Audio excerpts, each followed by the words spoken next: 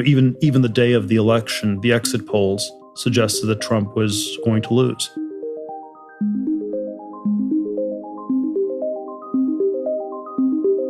I think we believe that Trump was much more likely to get elected than the general population did. And this has to do with the theory of preference falsification, that people will broadly lie about what their true preferences are. So they'll keep one set of public preferences, but a hidden set of private preferences.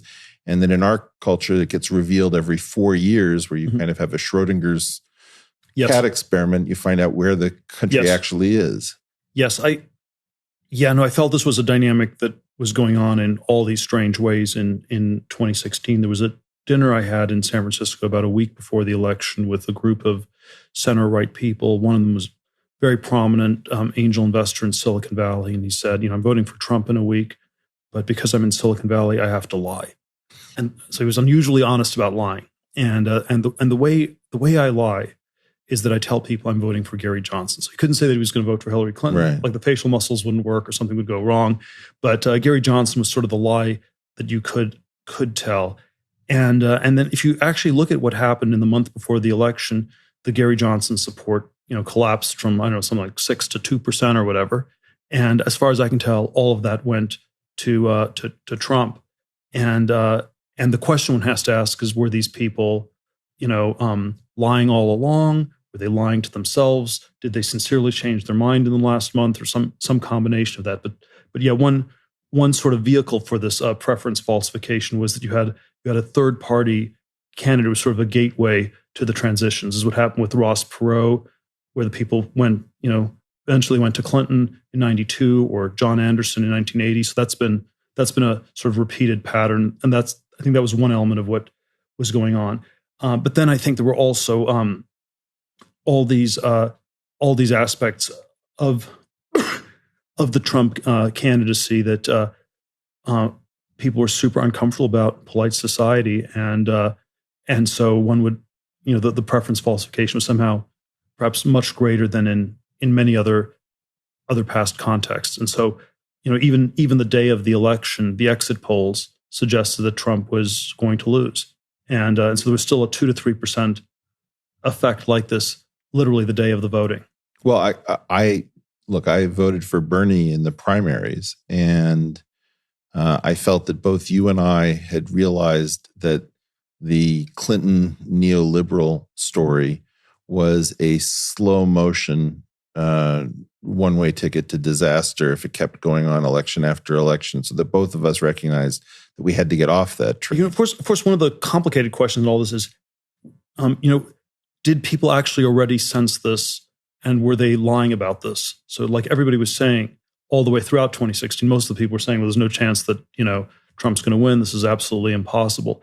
And I didn't really connect this before the election, but with 2020 hindsight, I wonder, was the fact that everyone was clicking on the Nate Silver 538 statistical polling model site a few times a day to reassure themselves that Hillary Clinton was still ahead and was going to win. Was that some sort of acknowledgement that on some maybe subconscious or barely conscious level, people sensed that it wasn't really as done a deal as they were constantly saying? So there's even a version of that question that I wonder about. Because there was something about the polling that took on this unusually iconic role in 2016. It was so important, and there was no truth outside the polls. I remember there was one of the Democrat talking heads saying something like, Republicans don't believe in climate change. They also don't believe in polls. That's why they're going to lose. And generally polls are right, but there was something about how all important they were in 2016 that might have been a tell that something was a little bit amiss.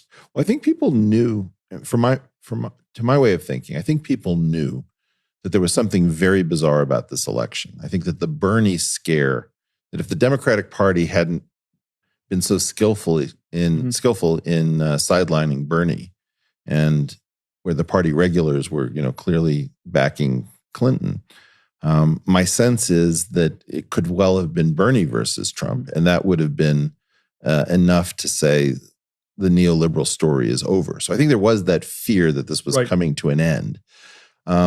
my sense of it was that the major reaction to Trump was sort of a class reaction, that it was, you are rejecting the entire concept of an educated group that knows the right things to say.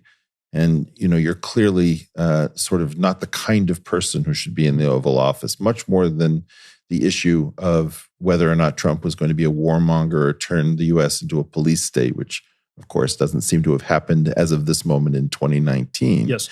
Yes.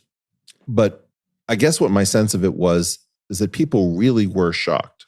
Because I live in a left of center universe. The day after, they certainly pretended to be should. No, there's no. So look, I'll concede your point. They were pretty shocked. They were pretty shocked. But but I still have my question. Why were they clicking on the Nate Silver sites a few times a day? One version of it was, let's say, even if Hillary trounced Trump, but it wasn't enough, that would be a scary thing, given what Trump had been built up to, which is a orange Hitler. If you imagine that your country is supporting somebody who thinks all Mexicans are rapists, and is going to take the country back to the Middle Ages, it would be very disconcerting if such a person could get 20% of the vote. So I think that the poll had its own significance.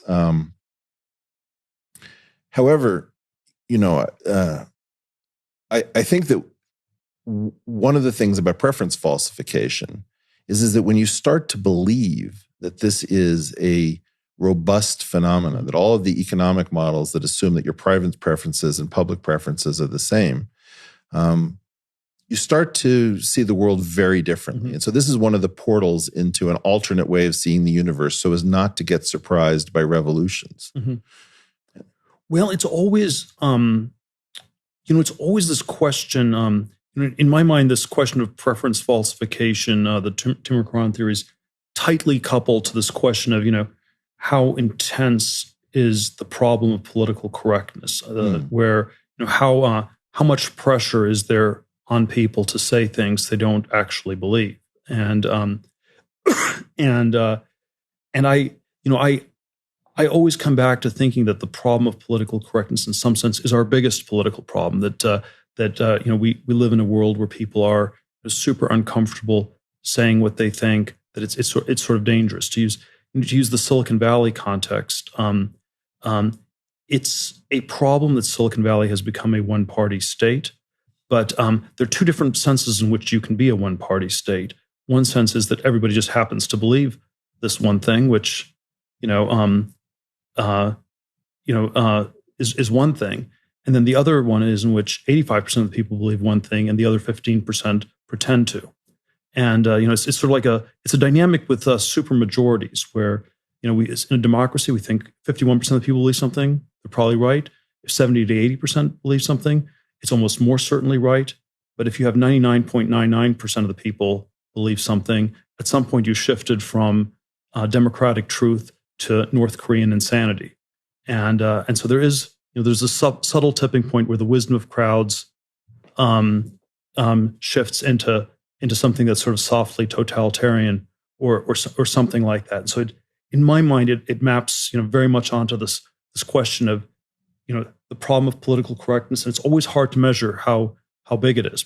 In a politically correct society, of course, we're just saying what we think. We all love Stalin, we all love Chairman Mao, and maybe we're just singing these songs because we're all enthusiastic about it.